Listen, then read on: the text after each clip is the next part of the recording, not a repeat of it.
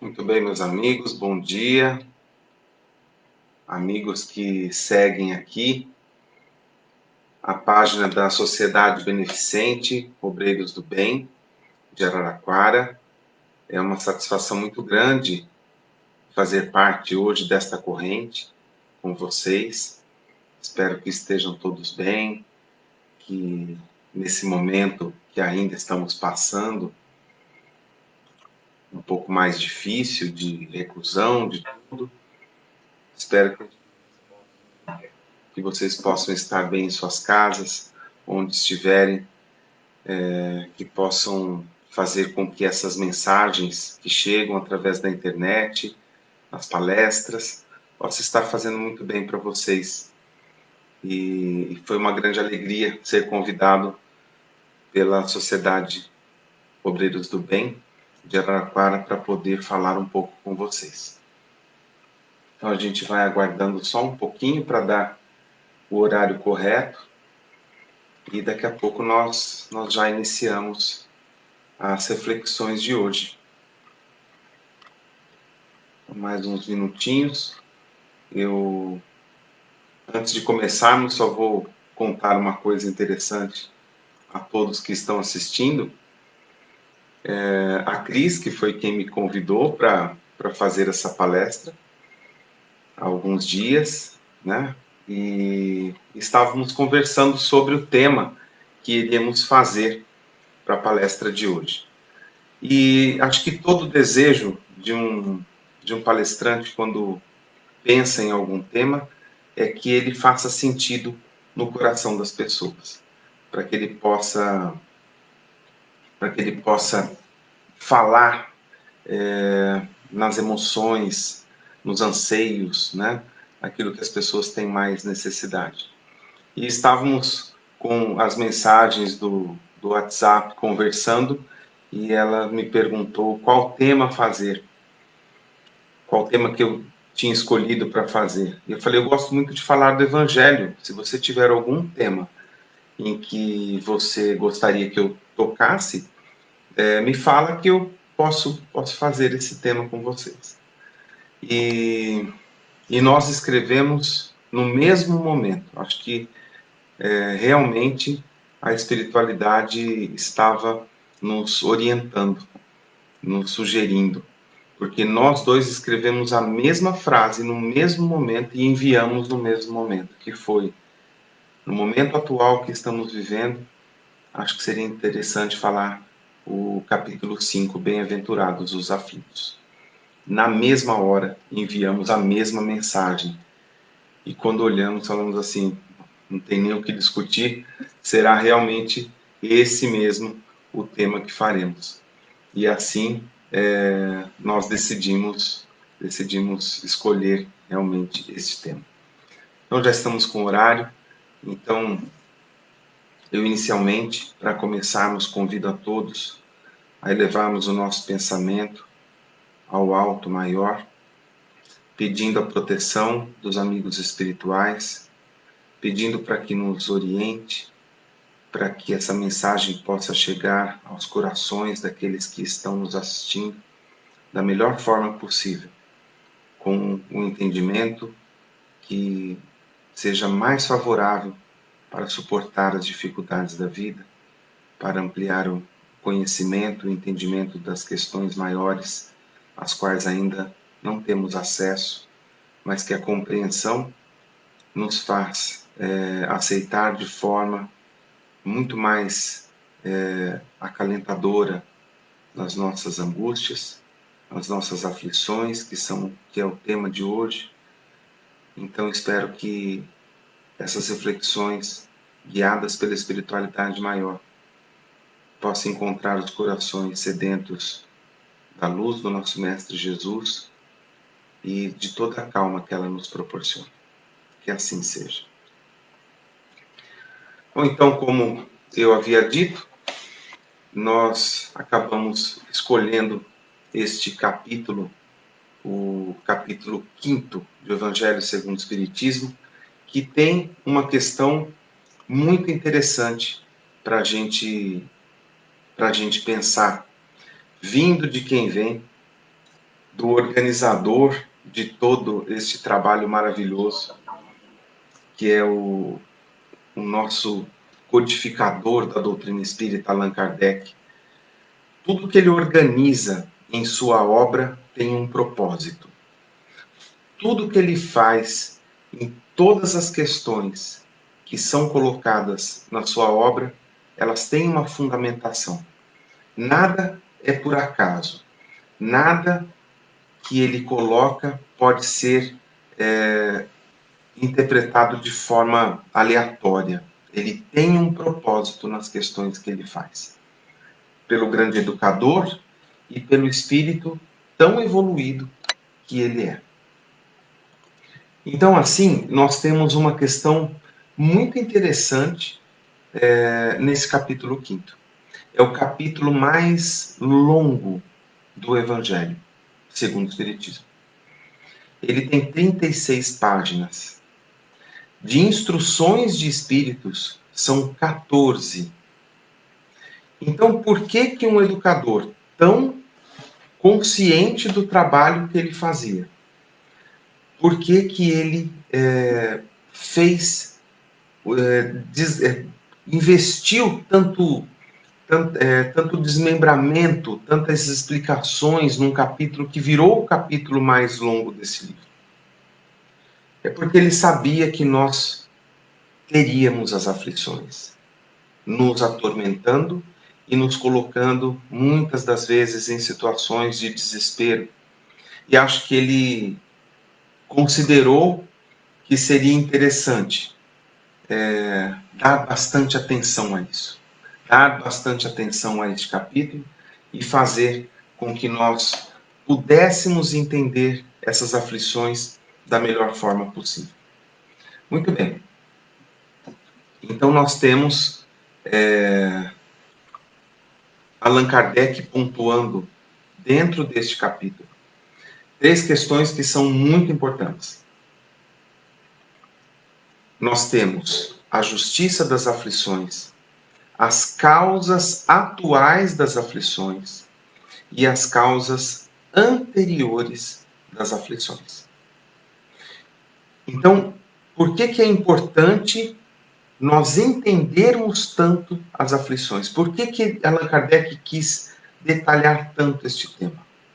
Porque se nós não entendermos muito bem o porquê das coisas, o porquê do sofrer em alguns momentos aqui na Terra com tanta recorrência, nós podemos achar que Deus, de forma aleatória, foi atribuindo dificuldades e facilidades de forma aleatória para quando chegássemos numa encarnação. E sabemos que isso não acontece. Deus nunca faria nada de forma aleatória. Nunca faria nada sem um grande propósito. E se nós começarmos a compreender melhor o porquê dessas aflições, nós vamos entender e aceitar e ter a motivação para superar as aflições pelas quais passamos. Muito bem.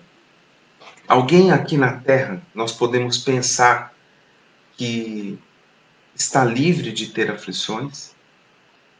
Será que nós conseguimos imaginar que alguém na Terra pode se considerar uma pessoa isenta de passar por aflições? Acho que não, né? Acho que se a gente for pensar em toda a trajetória que nós passamos aqui no planeta, a gente vai conseguir imaginar que em algum momento nós passamos por dificuldades. As aflições nos abordam frequentemente. E qual que é o comportamento de grande parte da humanidade diante das aflições pelas quais são acometidas? É um comportamento de aceitação? É um comportamento onde as coisas são bem resolvidas para a pessoa? Onde ela entende muito bem as aflições pelas quais passa? Ou será que temos uma atitude de não aceitação? E em alguns casos, de revolta sobre as aflições pelas quais estamos passando. Mas se nós olharmos as bem-aventuranças do Mestre, elas já entram de uma forma bastante consoladora para aqueles que sofrem. Então, se nós pegarmos aqui algumas bem-aventuranças que o Mestre nos colocou. Bem-aventurados os que choram, pois serão consolados. Bem-aventurados os famintos e os sequiosos de justiça, pois que serão saciados. Bem-aventurados os que sofrem perseguição pela justiça, pois que é deles o reino de Deus.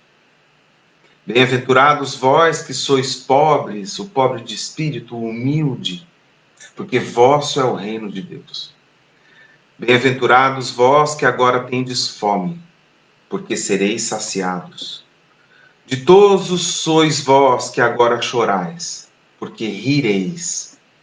E bem-aventurados os aflitos por fim, que é o tema de hoje, porque serão consolados.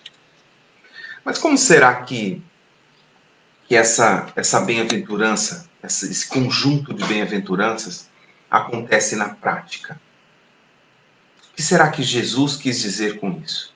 Que você chora, você é consolado. Você tem fome, você será saciado.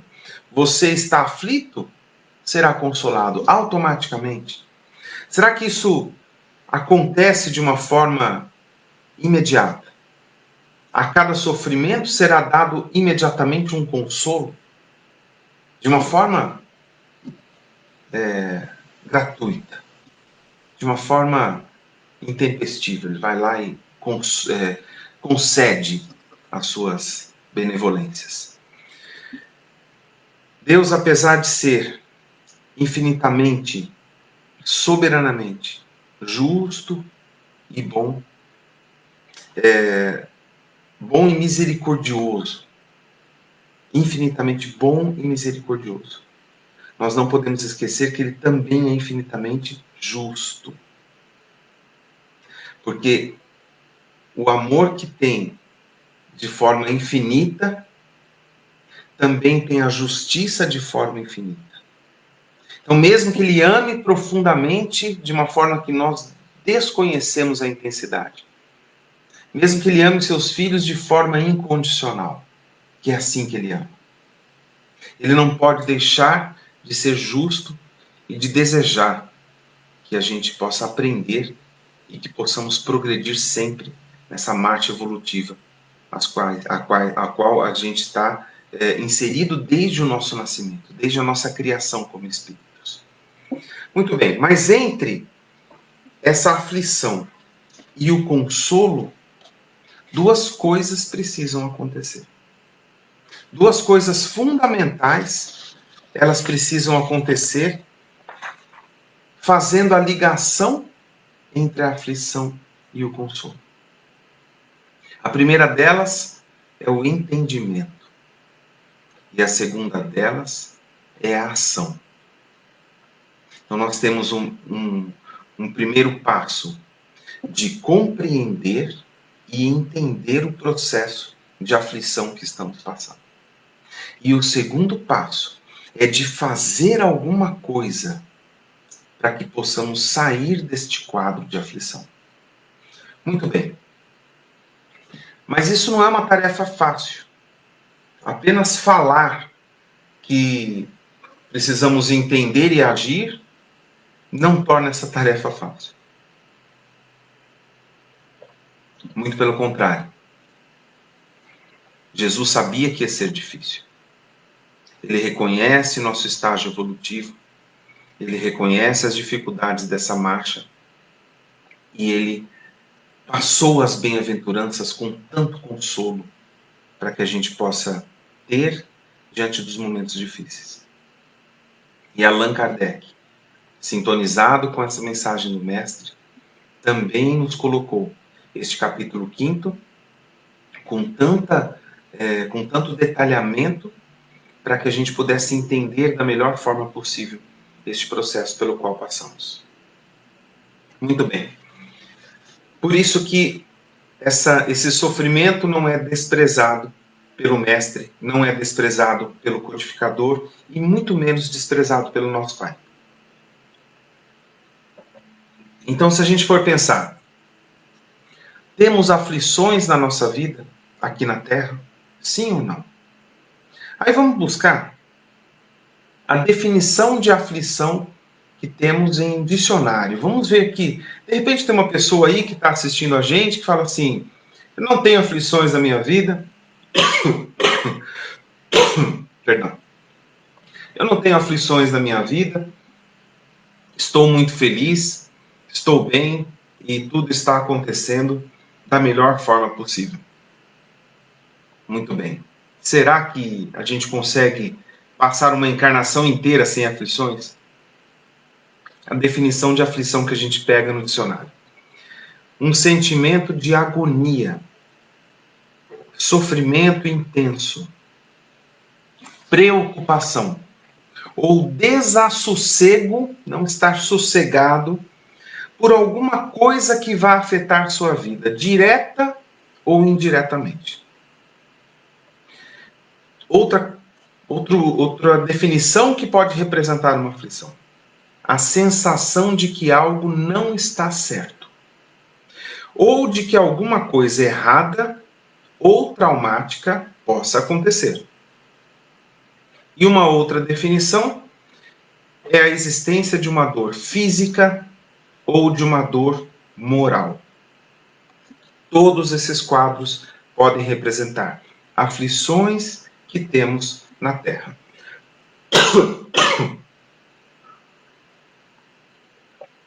Será que alguma dessas definições que eu passei aqui cabe em algum momento da nossa vida? Com certeza, todos que estamos aqui na Terra já nos deparamos com alguma dessas situações.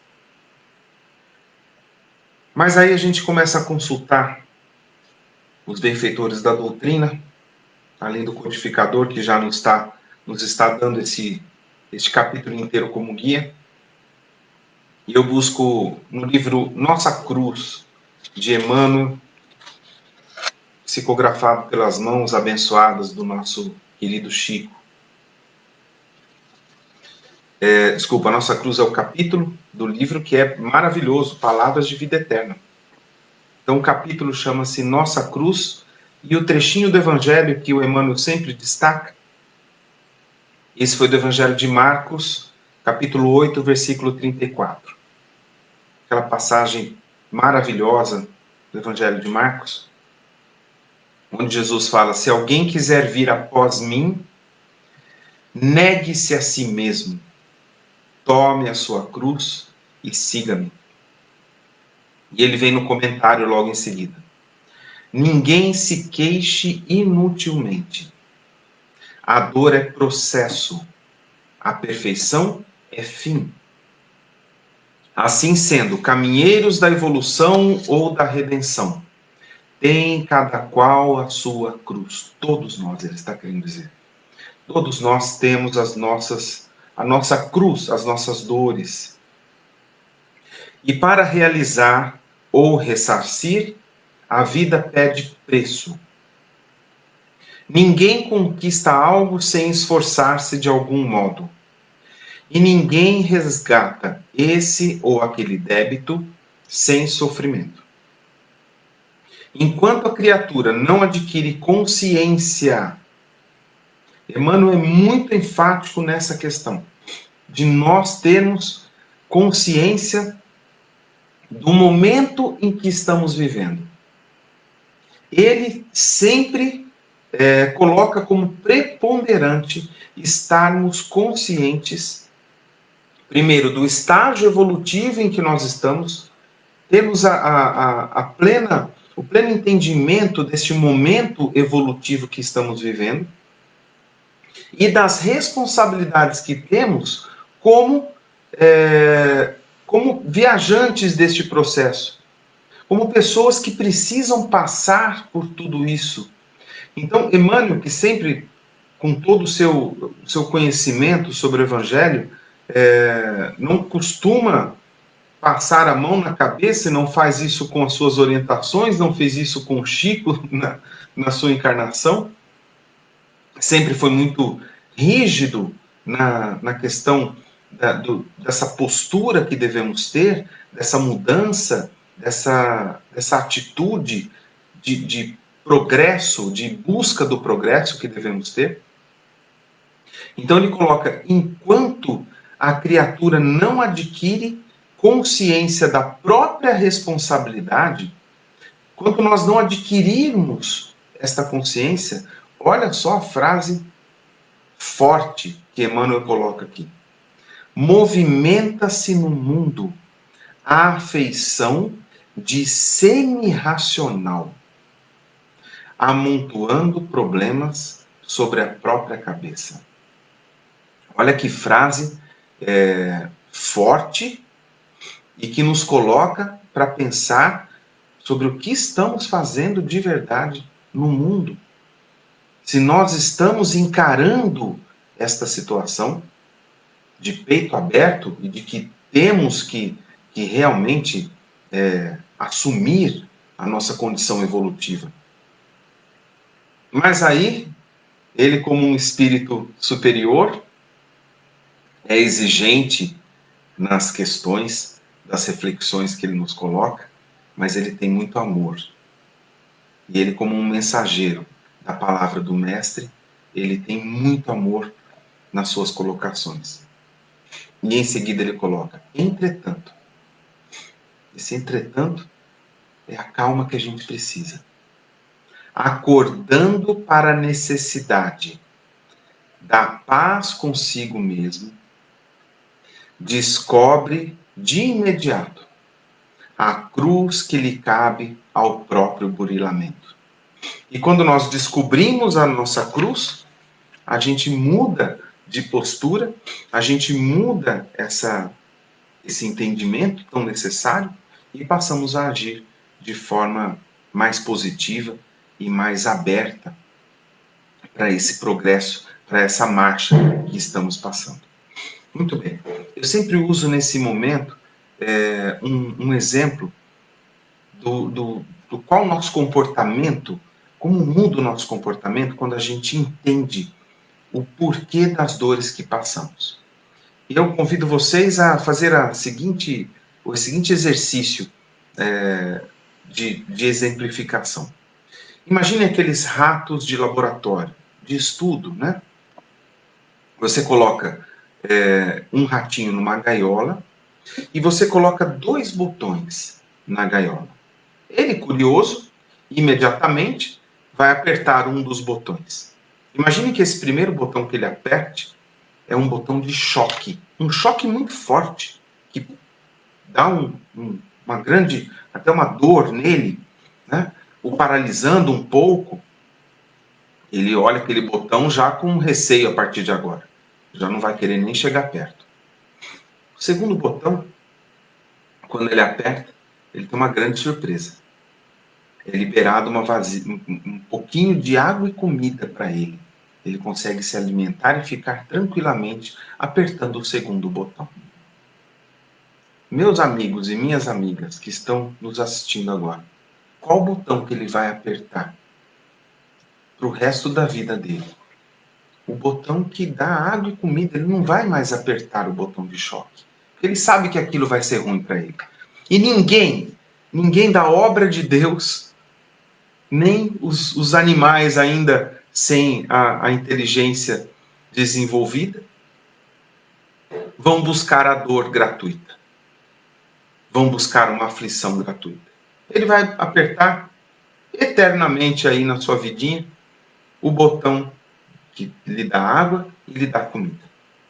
Porém, você muda essa experiência e passa a ter apenas um botão na gaiolinha dele. Ele vê que não existem mais 2 botões, vê um botão e aperta. Aí acontecem 2 coisas quando ele aperta esse botão. Ele leva um choque e é liberada água e comida para ele. Aí ele vai lá e se alimenta. Aí ele começa a ficar com fome, aí ele começa a ficar com fome, começa a ficar com sede. E ele pensa que se eu apertar aquele botão, vai vir água e comida, mas eu vou levar um choque primeiro. Ele entendeu que para conseguir alguma coisa que ele considera importante e boa naquele momento, ele precisa sofrer um pouquinho. Ele precisa passar por uma prova de sofrimento e de aflição. Vocês acham que esse rato morre de fome? Ou ele vai apertar, tomar um choque e vai liberar água e comida? Claro que ele vai se alimentar. Ele aperta o botão, ele leva o choque e ele tem a sua refeição garantida. E se nós entendermos que algumas aflições que passamos, elas nos conduzem a uma situação de aprendizado e de progresso, a gente passa se revoltando menos por ela. Acho que esse que é o exemplo que a gente tem que seguir e que ter como essa grande necessidade dessa compreensão das dificuldades que passamos. Muito bem. Para que a gente possa entender muito bem essas aflições, essas dores que nós passamos na vida, a gente tem que entender quais são as causas delas. E Allan Kardec coloca da seguinte forma, nesse capítulo, ainda no capítulo 5. De duas espécies são as vicissitudes da vida. Ou, se preferirem, provêm de duas fontes bem diferentes que importa distinguir. Umas têm sua causa na vida presente, outras fora desta vida. Remontando-se à origem dos males terrestres, reconhecer-se-á que muitos são consequência natural do caráter e do proceder dos que o suportam. Quantos homens caem por sua própria culpa? Quantos são vítimas de sua imprevidência, de seu orgulho e de sua ambição? E aí ele começa a colocar questões de sofrimento cotidiano. Então, por exemplo, problemas financeiros. Quantos da humanidade se assolam por problemas financeiros? Por não conseguir realizar, por não conseguir dar conta das coisas, por ter dificuldade nessa área. Muito bem. E ele coloca o seguinte: quantos se arruinam por falta de ordem, de perseverança, pelo mal proceder ou por não terem sabido limitar os seus desejos. Então, quantas pessoas que têm dificuldades na questão financeira, eu acho que o vídeo interrompeu aqui um pouquinho. Deixa eu ver se ele retoma. Muito bem, acho que agora voltou. Estava sem o vídeo. Muito bem, quantas pessoas que reclamam tanto na vida por questão financeira, porque não dão conta, porque se sentem impotentes na questão financeira, sendo que a origem desse desarranjo financeiro foi a sua própria imprevidência. Então eles colocam por falta de ordem, de perseverança, pelo mal proceder, por não ter sabido limitar os seus desejos. Desejo de consumo, de consumo, de consumo, e vai lá, compra, compra, compra, quando ele vê ele está num buraco financeiro. Mas quem que causou essa dificuldade financeira? Foi a sua própria dificuldade de não conseguir limitar os seus desejos de consumo, por exemplo. Então, quem foi o causador dessa angústia? Ele próprio. Problemas no casamento, nas relações, são tão comuns hoje, são tão comuns na história da humanidade. E aí Allan Kardec coloca assim: quantas uniões desgraçadas porque resultaram de um cálculo de interesse ou de vaidade, e nas quais o coração não tomou parte alguma. Então, quantos casamentos são estabelecidos por vaidade, por questões de atração física apenas, de interesse financeiro, O coração foi deixado de lado nessa decisão. E aí tem um casamento ruim, sem base, sem amor, e vai falar que está passando um grande sofrimento por causa do casamento. Mas você não decidiu com amor. Você foi o causador disso. Problemas com os filhos. Quantas famílias repousam em mágoas sobre a relação que tem com seus filhos? Olha o que Allan Kardec coloca. Quantos pais são infelizes com seus filhos? Porque não lhes combateram desde o princípio as más tendências. Por fraqueza ou indiferença, deixaram que nele se desenvolvessem os germes do orgulho, do egoísmo e da tola vaidade, que produzem a secura do coração. Depois, mais tarde, quando colhem o que semearam, admiram-se e se afligem da falta de deferência com que são tratados e da ingratidão deles.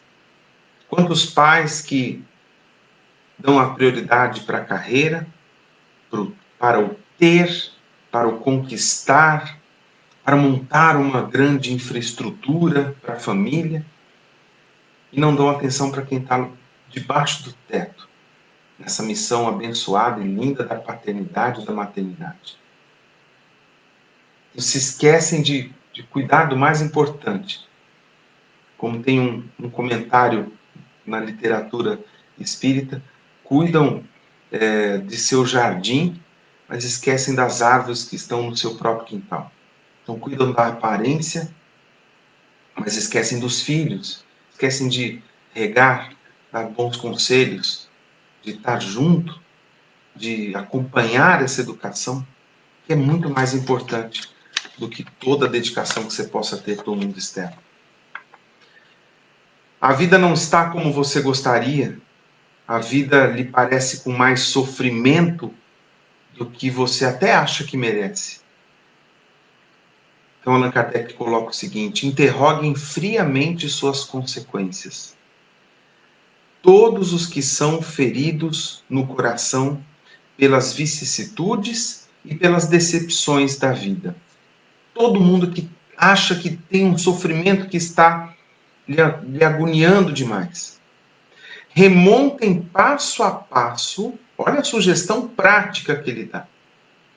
Remontem passo a passo a origem dos males que os torturam e verifiquem se a maioria das vezes não poderão dizer: se eu tivesse feito isso, ou tivesse deixado de fazer tal coisa que fiz, não estaria nessa semelhante condição. Há quem, então, há de o homem responsabilizar por todas as suas aflições, senão a si mesmo. O homem, pois, em grande número de casos, é o causador dos próprios infortúnios. Mas, em vez de reconhecê-lo, acha mais simples e menos humilhante para a sua vaidade acusar a sorte, a providência, a má fortuna, a má estrela, ao passo que a má estrela é apenas a sua falta de cuidado, de desleixo e de negligência. Então, tem muitas das coisas que passamos na vida que, se nós formos reconstruir passo a passo o que causou toda essa aflição que estamos passando, porque todo efeito tem uma causa. Se nós formos lá remontarmos este passado, na própria existência, a gente vai encontrar a origem dos males que estamos passando nas nossas atitudes. Muito bem, este é um panorama das causas atuais.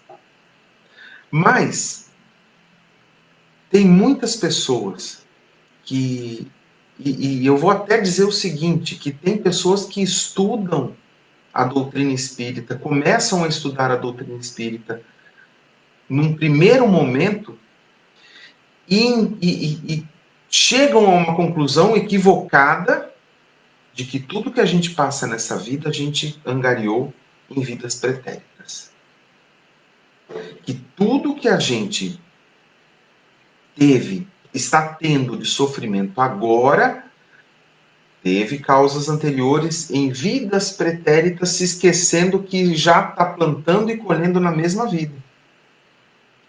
E aí eu falo o seguinte para vocês. Aquilo que a gente faz aqui, nesse momento, não tem consequências imediatas? Por exemplo, pense em pessoas com algumas dificuldades das coisas do coração. Alguém que tem muito orgulho nessa vida. Uma pessoa que tem um apego muito grande às suas questões. Que tem uma dificuldade muito grande em ser humilde para com os outros. Essa pessoa não tem aflição gerada por este quadro de orgulho? Uma pessoa egoísta, que tudo que tem por interesse próprio, que não consegue olhar para o outro. Quando ela alimenta esse olhar de que as coisas são de posse, de que as coisas são dela, ela não carrega um sofrimento grande por ter esse comportamento? Uma pessoa invejosa, que vai cobiçar tudo que não lhe possui, que olha as coisas dos outros e tem inveja nas coisas materiais, nas atitudes, nos relacionamentos das outras pessoas. Meus amigos e minhas amigas, vocês acham que uma pessoa dessa tem paz no coração? Ela não vive aflições por esse quadro de inveja lhe consumir completamente os atos, lhe consumir os pensamentos? Agora, vocês imaginem o seguinte: pense uma pessoa que tem uma dificuldade muito grande de lidar com ciúmes. Uma pessoa que tem uma posse sobre o outro e não permite que o outro se relacione com as pessoas, converse com as pessoas, ou tem ciúmes de tudo que acontece, ainda mais nos dias de hoje, com as redes sociais, que fazem com que a nossa vida tenha flancos abertos para que outros possam penetrar. Então as pessoas podem estabelecer contatos, comunicação com os outros, de uma forma muito fácil. Uma pessoa que tem a dificuldade de lidar com ciúmes, numa vida como a de hoje, ela vai ter extremo sofrimento cotidiano. Vai ser um tormento para ela e o tormento para as pessoas que estão com ela. Ela terá ciúmes com as amizades, ficando chateada e brigando com os amigos, apenas por terem feito alguma coisa que elas não gostaram. Vai ter uma extrema dificuldade na família, porque acha que o outro pode ser preterido em relação a ele. Vai ter muita dificuldade com os relacionamentos amorosos, chegando a casos doentios de ciúmes. Essa pessoa é feliz? Ou essa pessoa sofre? Tem aflições? E ela vai ter aflições por quê? Por causa das suas vicissitudes, por causa das suas dificuldades de lidar com as paixões. Então, mais um sofrimento que passamos na vida, cuja origem nada mais é do que nós mesmos, do que as atitudes que temos. Então, as pessoas que têm essas paixões e essas deficiências de comportamento, elas poderiam sofrer muito menos se mudassem. Então, daí vem aqueles 2 pontos que eu coloquei no começo das nossas reflexões. Se você tiver um entendimento de que você está sofrendo por consequência dos atos que você está cometendo nessa vida, então, o entendimento é a primeira coisa, mas depois tem que ter o quê? A ação, a mudança, A mudança para um comportamento diferente. Aí você pergunta assim, mas aí o sofrimento vai acabar? Se você tinha um efeito que tinha origem em uma causa, quando você elimina a causa, o efeito some. O efeito some. Você tinha os ciúmes que te consumia a paz interior, a paz da sua convivência com as pessoas. Você de repente chegou e falou assim: isso não está me levando a nada e eu vou mudar, porque eu estou sofrendo por isso. Você ganhou um entendimento do seu sofrimento, da sua aflição. Você tirou a causa, o efeito suaviza e tende a desaparecer. Então, essa é uma consequência natural. Tá certo? Muito bem. Só para trazer um pouco mais de, de reforço para essa questão, no Livro dos Espíritos, a questão 926, Allan Kardec pergunta o seguinte: criando novas necessidades, a civilização não constitui uma fonte de novas aflições? Quer dizer, será que a gente, com a vida moderna, com as facilidades, com os luxos, com os supérfluos que vamos criando, será que a gente não está criando novas aflições por isso? E a resposta dos Espíritos é perfeita. Os males deste mundo estão na razão das necessidades fictícias que vos criais. Nós estamos criando necessidades que não precisamos e gerando aflições por conta disso. Há muitos desenganos, se poupa nesta vida aquele que sabe restringir seus desejos e olha sem inveja para para os que estão acima de você. Tem gente mais bem-sucedida, tem gente que se deu melhor, tem gente mais bonita, tem gente mais rica, tem gente que tem, teoricamente, entre aspas, aí, mais sorte. Olhe com bondade para isso. Não sinta inveja disso. Os que menos necessidade têm nessa vida são os mais ricos. O Chico adorava essa frase. Ele falava que as pessoas mais ricas do mundo são aquelas que precisam de menos para viver. Sabeis, porventura, o que lhe está reservado? Se os seus gozos são todos pessoais, pertencem eles ao número dos egoístas. O reverso, então, virá. Deveis de preferência lastimá-los. Deus alguma vez permite que o mal prospere, mas a sua felicidade não é de causar inveja, porque com lágrimas amargas apagará.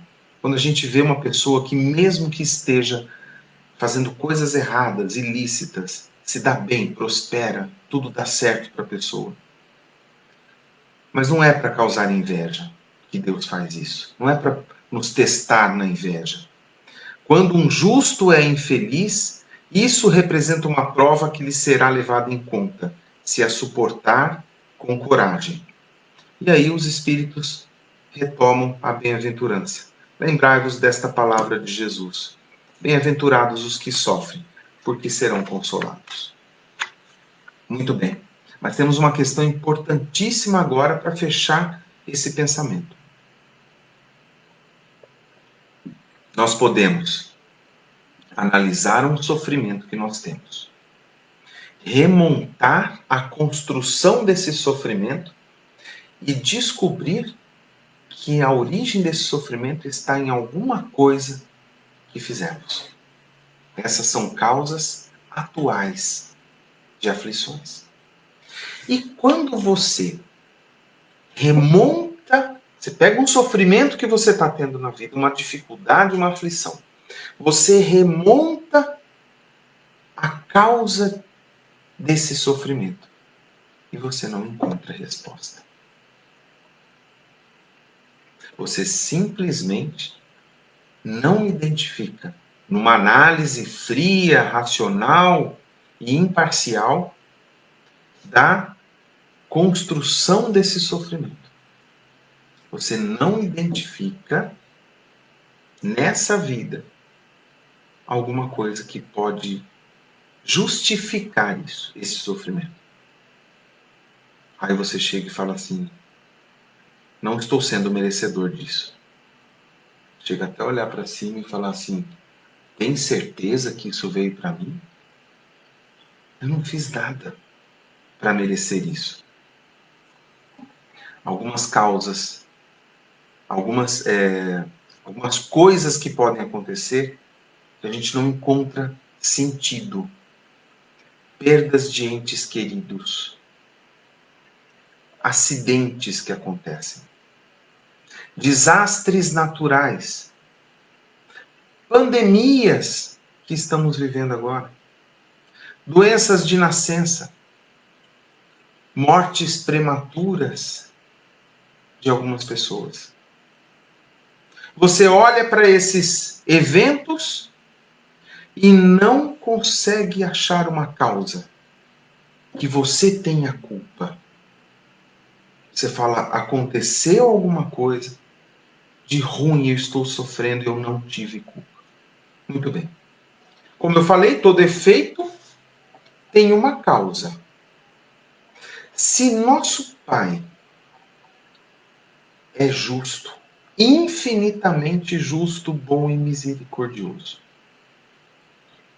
então todo efeito tem que ter uma causa que seja justa. Tudo que está acontecendo tem que ter uma causa justa. Senão a justiça de Deus ela cai por terra. Ela fica sem lógica. Tem que ter justiça na causa para que um efeito se justifique também. Muito bem. Aí Allan Kardec nos dá a primeira luz sobre isso. E ele coloca o seguinte: se a causa não se encontra na vida atual, você remontou todo o processo que culminou num sofrimento e não encontrou nenhuma coisa que você fala assim: eu não fiz nada para que acontecesse isso. Não foi culpa minha. Então ele coloca o seguinte: se a causa não se encontra na vida atual, há de ser anterior a essa vida. Isto é, há de estar numa existência precedente.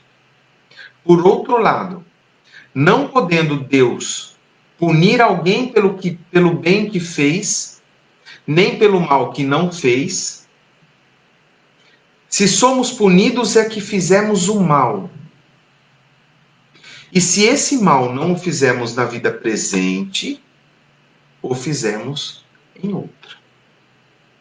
E ele complementa: o homem, pois, nem sempre é punido ou punido completamente na existência atual, mas não escapa nunca às consequências da sua falta. Por isso que tem pessoas que fazem coisas erradas, e a gente, como se pudesse ter algum comando sobre a lei de causa e efeito como uma lei maior de Deus. A gente fica torcendo para ver o efeito. A gente fica torcendo e dá uma olhadinha e fala assim: vocês não estão esquecendo daquele ali, não? Que ele está fazendo tudo de errado. Ele rouba, ele é corrupto, ele faz tudo ilícito e não para de prosperar. Não para de dar certo. Vocês não esqueceram dele, não? Então um monte de coisas começa a acontecer com a pessoa de sucesso financeiro, de sucesso nas coisas, e você vê que ele está fazendo coisas erradas, e você torce para que a justiça de Deus haja. Você fica rezando para que você quer assistir a derrota da pessoa. De repente não vai ser nessa vida. E você não tem que ficar controlando nenhum processo de execução da lei de causa e efeito. Nós não temos essa condição nem de maturidade e nem de poder de execução. e de fazer cumprimento dessa lei. Essa é uma lei da natureza e que quem administra é Deus. Então a gente não tem que ficar aguardando isso. Não tem que ficar aguardando. O nosso desejo é de ver a pessoa cair. Então não está em nosso poder isso. E às vezes não vai ser nessa vida. Às vezes vai ser em outra. Essa ele vai continuar com tudo se dando bem, tudo certinho. Mas aqui ele está dizendo o seguinte: a pessoa não escapará dessa justiça. Não escapa nunca às consequências das suas faltas, Allan Kardec diz. A prosperidade do mal é apenas momentânea. Se ele não espiar hoje, espiará amanhã. Esse amanhã pode ser na próxima encarnação. Ou em outra. Ou em outra. Ao passo que aquele que sofre hoje está espiando o seu passado. Pode ser um passado de um dia ou de uma vida. O infortúnio que à primeira vista parece imerecido, aquilo que você está passando, que você parece não ter merecimento nenhum, você fala assim, não, esse foi demais. Eu sei que você fala que seu fardo é leve, que seu jugo é suave, que nunca será dado um fardo maior do que se possa carregar, mas aí acho que você esqueceu e pôs um pouquinho a mais. Não acontece isso. Então, à primeira vista pode parecer imerecido, tem a sua razão de ser. E aquele que se encontra em sofrimento pode sempre dizer: perdoa-me, Senhor, porque pequei. Os sofrimentos devidos a causas anteriores à existência presente, como os que se originam de culpas atuais, são muitas vezes a consequência de falta cometida. Isto é, o homem, pela ação de uma rigorosa justiça distributiva, sofre o que fez sofrer aos outros. Se foi orgulhoso, poderá nascer em humilhante condição. Se foi avarento, o que a gente fala aqui no interior, o mão de vaca, o pão duro, egoísta, ou se fez mau uso de suas riquezas, poderá ser privado do necessário. Se foi mau filho, poderá sofrer pelo procedimento de seus filhos. Então nós já vimos que tem causas atuais das aflições, causas anteriores das aflições, falta uma coisinha, que está quase acabando o tempo e eu não posso deixar de falar. A diferença entre as provas e as expiações. E essa é a nossa condição atual, condição evolutiva que estamos nesse planeta, de provas e expiações. E expiação é o quê? É aquilo que estamos passando pelo fato de termos errado.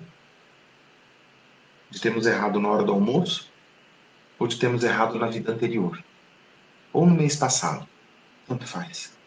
Expiação é estar passando por algo difícil, por ter cometido uma falha anterior.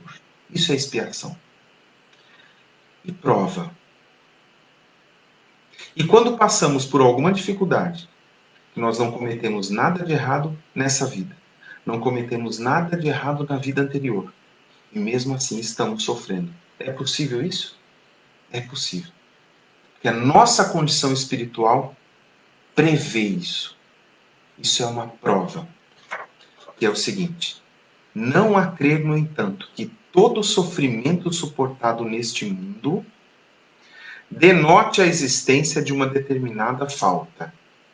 Muitas vezes são simples provas buscadas pelo espírito para concluir a sua depuração e ativar o seu progresso. Assim, a expiação é sempre uma prova, mas nem sempre uma prova está ligada a uma expiação. Provas e expiações, independente de como seja, todavia, são sempre sinais de relativa inferioridade, porquanto o que é perfeito não precisa ser provado. Eu sempre costumo dizer que se cada dificuldade que a gente tivesse na vida, ela viesse num formulário carimbado em cima, prova ou expiação? Prova. Isso aqui eu estou passando. Isso aqui eu estou passando, mas eu não fiz nada para ter que passar por isso. Então, tudo bem, vou passar mais tranquilo, porque eu sei que eu não cometi esse erro. Aí o outro vem com um carimbinho. Expiação. Esse daqui eu realmente falhei muito. Então eu vou ter que entender, mas tudo bem, não lembro de ter feito isso, está falando que é expiação. Não tem essa identificação. Não vem com esse carimbo. As coisas não vêm com essa característica identificada. Se nós estamos passando por alguma dificuldade, o que temos que ter plena consciência é que precisamos passar por isso. E precisamos aprender alguma coisa com isso. De uma forma ou de outra. É uma dificuldade que temos que tirar aprendizado. Ela tem um caráter pedagógico. Ela tem um caráter de importância dentro do nosso processo evolutivo. E isso precisa ser lidado. Porque se você não lidar bem com isso agora, você não passou nessa provinha, nessa expiação. E se você não foi aprovado, é como um teste do colégio, da escola. Você tem que fazer de novo. Então, tira isso da tua lista. Você tem uma dificuldade, tem uma aflição, entenda ela, haja para sair dela, para que você consiga superar isso e fazer com que isso não faça mais parte de uma prova ou de uma expiação que você tem que passar. Tá certo? Eu finalizo, talvez eu precise roubar um pouquinho, só de alguns minutinhos, para poder contar uma história para vocês.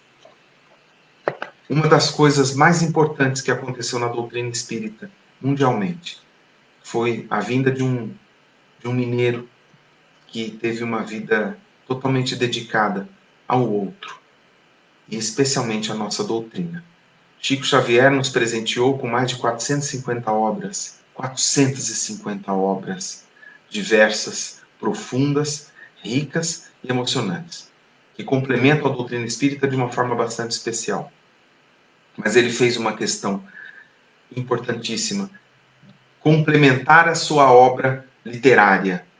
Ele deu consolo às pessoas, através das cartas consoladoras, através do seu contato, através da sua presença, através da sua mediunidade. E eu venho trazer aqui esse consolo que ele tanto proporcionou para as pessoas. Era aquele momento que a aflição estava corroendo demais a alma da pessoa. E às vezes o encontro com o Chico proporcionava isso. E eu vou ler aqui uma história emocionante, em que o contato com ele possibilitava esse consolo. Ela diz o seguinte: há 16 anos, mais precisamente no dia 13/4/1975, 13/4, dia do meu aniversário, inclusive, em 1975, ano que nasceu minha irmã mais nova, né? Um beijo, um abraço se estiver assistindo, se assistir depois, minha querida irmã, que esteja bem. Então, uma data somada aqui bem interessante. 13/4/1975. Sofri o maior golpe da minha vida. Tinha verdadeira adoração por minha mãe. Nossa afinidade era muito grande. A sua maior característica física eram seus enormes e lindos olhos azuis. Azuis como o céu e refletiam toda a sua bondade. Na manhã daquele dia fatídico, estava eu fazendo a mamadeira para o meu filho caçula, quando o neto mais velho de minha inesquecível mãe, e com ela morava, chegou em casa gritando: tia, a vovó está morrendo. Sem acreditar, pois na tarde do dia anterior ela tinha passado comigo, estava bem. Corri até sua casa, que era perto da minha, e a encontrei já sem fala, deitada na cama. Peguei-a nos braços e, chegando na calçada da casa, pedi a um vizinho, que ia passando de carro, que pelo amor de Deus nos levasse para o hospital. No banco de trás do carro eu sentia que todo mundo desabava sobre mim. Minha santa mãe, com seus lindos olhos azuis, me fitava com todo o carinho que lhe era peculiar. Eu, em desespero, passava a mão em sua cabeça e rezava: De repente ela estremeceu e aquela luz tão forte que emanava de seus lindos olhos azuis desapareceu. Os olhos ficaram opacos, sem vida. Minha adorada mãe tinha acabado de desencarnar em meus braços. Entrei em desespero e nada mais fiz conscientemente. Disseram-me depois que na hora do sepultamento tiveram que me tirar à força de cima do caixão. Sofri demais. Não conseguia tirar da minha mente seus olhos opacos, sem o brilho que tanto os embelezava. Com o passar dos anos, lendo muitas obras espíritas e cuidando de meu amado pai, que depois de 3 anos de sofrimento, no leito, também retornou ao além, pude ter outra visão do mundo, das pessoas, da morte. Porém, persistia em mim a lembrança sofrida dos olhos sem vida de minha mãe. Os olhos azuis que perderam o brilho não saíam da minha cabeça. Acalentava o sonho de um dia ver o médium Chico Xavier. Há 6 anos, depois do desenlace de minha adorada mãe, fui surpreendida com o telefone de uma amiga, dizendo que o Chico estava em Goiânia e que estaria em uma colônia de atendimento às 13 horas. Fiquei muito feliz e pensei, hoje vou realizar o meu sonho de vê-lo, pelo menos de longe. Troquei rapidamente de roupa e, ao sair de casa, senti um desejo incontrolável de pegar uma florzinha do pé de manacá que minha mãe adorava e havia plantado para mim. Peguei a florzinha e, fechando-a na mão, dirigi-me para a colônia. Ao ver Chico Xavier passar por mim, fui invadida por uma forte emoção e senti um desejo muito grande de falar com ele. Vi que ele se sentou em uma cadeira e as pessoas, que eram muitas, formavam fila para cumprimentá-lo. Entrei na fila. Senti a florzinha ainda na minha mão, que eu conservava fechada ainda. E algo me dizia que continuasse desse jeito. O Chico estendia a mão e cumprimentava um a um. Quando chegou a minha vez, para o meu espanto, ele, de cabeça baixa, estendeu a mão para mim. Só que com a palma virada para cima, como à espera de que fosse colocado algo. Eu imediatamente, sem saber por quê, coloquei em sua mão a florzinha de manacá, que só eu sabia estar fechada em minha mão. Ele ainda, com a cabeça baixa, abriu o paletó e guardou-a no bolso interno. Só aí levantou a cabeça e me encarou. Eu senti uma grande emoção. Meu rosto estava banhado pelas lágrimas. Queria dizer alguma coisa, mas não conseguia. E então me disse: minha filha.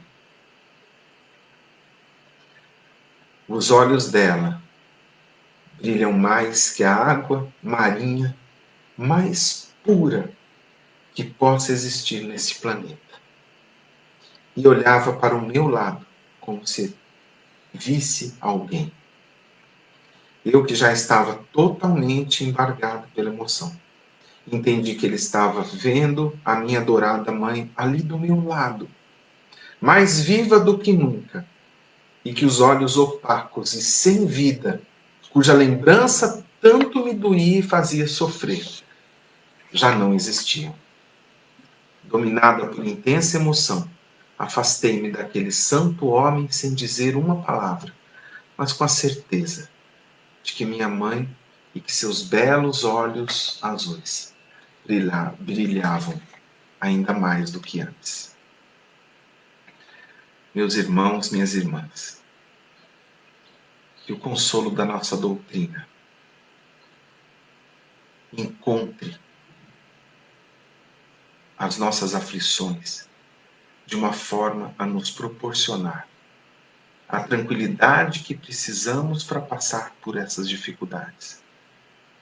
Que a paz do nosso Mestre Jesus invada os nossos corações, para que a gente consiga superar tudo que estiver diante de nós e que nos exija um pouco mais de paciência, de calma, de amor e de compreensão.